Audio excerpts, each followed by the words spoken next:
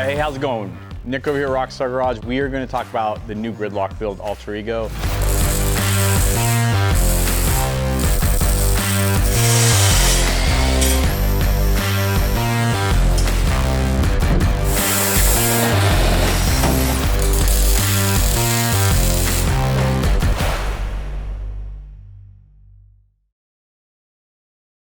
We built GRDLOC, man, about 6 years ago. You know, 7 years ago when the first rendition of this thing came out with its stock motor, big tires, all that kind of stuff. And it was a gutless wonder. And this thing, if you pointed at it and you hit it hard enough, it would go over almost anything, but you had to get a running start at it.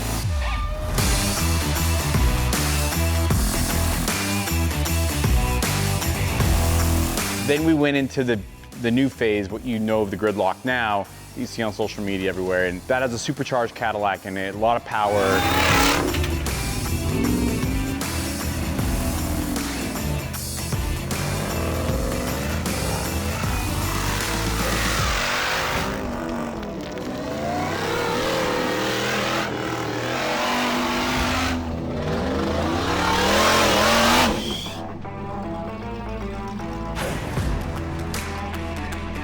Instead of rebuilding that one after it's been lit on fire and destroyed, we decided to build a new one. We are gonna keep that GRDLOC. We are gonna go through and restore it and do stuff to it out on the trail with us, but we're building its nemesis. We're gonna be building GRDLOC Alter Ego.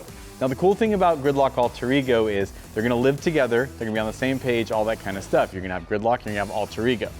What Alter Ego is everything GRDLOC is not.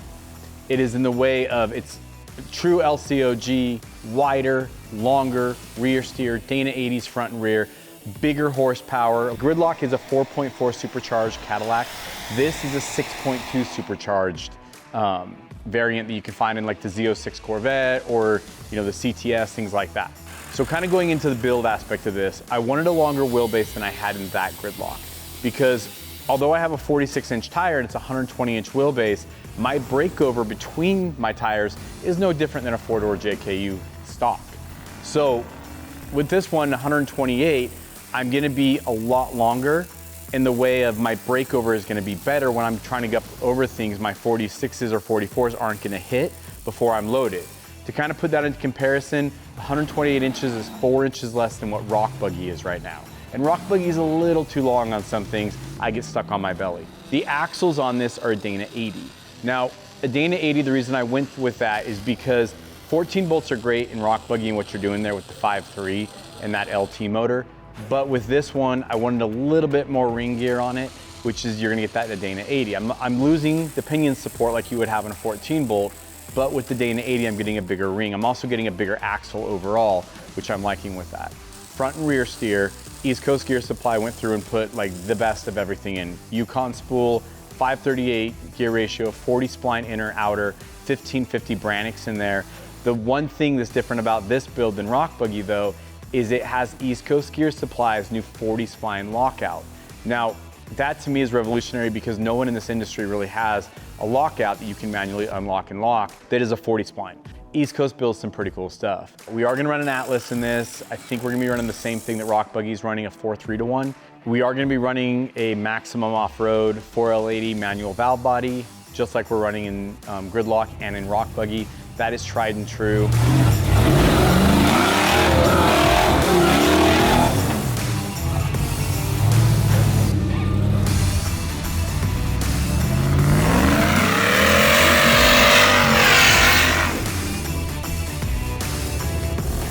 Now, the frame on this is all from Moto-Built, the center section, front and back half, it's all theirs. So it's like their LJ, YJ, TJ conversion stuff they have.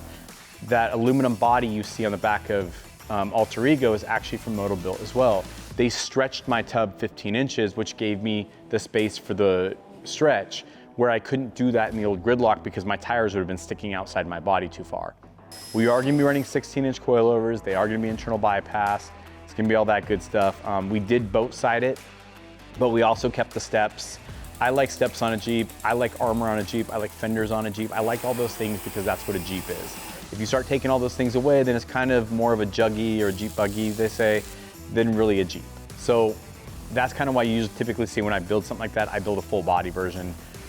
Going into the cage, I wanted something with this build that mirrored the old GRDLOC, paid homage, but also kind of brought it current. It is a little bit less than level, sloping to the back, right above the cab, and then it drops down and then it rolls off. We are gonna have the panels. We did do a 3-inch chop in the roof, just like we did in the old GRDLOC. We did rake the windshield back a little bit more, and because I typically roll things or mess things up, we held the windshield a little bit lower than the top roll bar this time so that everything kind of stays below that, and I don't have to replace a few different windshields and frames and stuff later. We just got the seats in. We're gonna be putting the new crawls in it, on the Enduro crawls.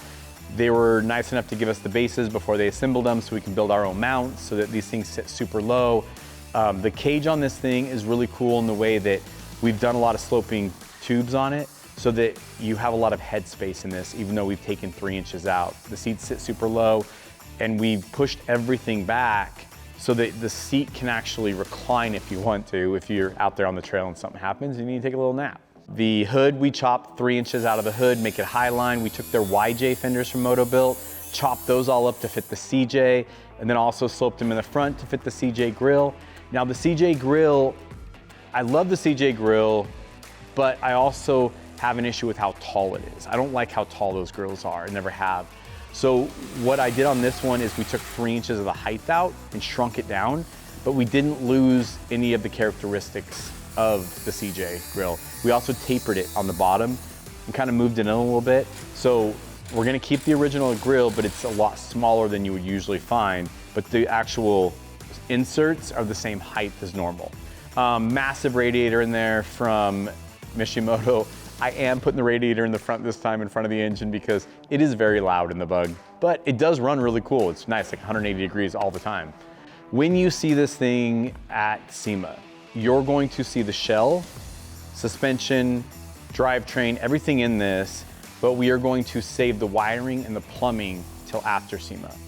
But other than that, I mean, the build's coming along pretty quick.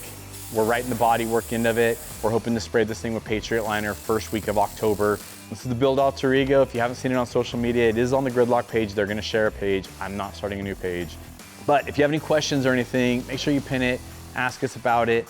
I'm super excited to get GRDLOC back out on the trail. I know that we've had a lot of people bummed that it's not been out as much as it has been in the past.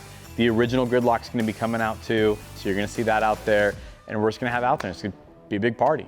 Gonna get back to work, a lot of stuff to do, so I got some daylight. So I'll catch you guys on the next one.